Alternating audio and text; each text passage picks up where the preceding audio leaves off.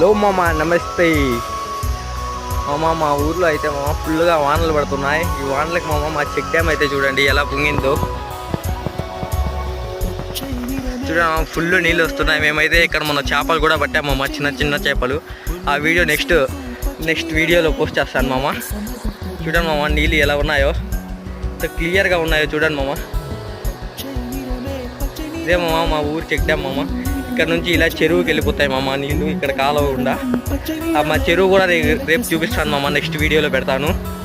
చూడండి మామ, లైక్ చేసి సబ్స్క్రైబ్ చేసుకోండి మామ మన ఛానల్ని, బెన్నీ బ్లాగ్స్. చాలా వీడియోస్ వస్తాయి మామ, చూడండి మామ.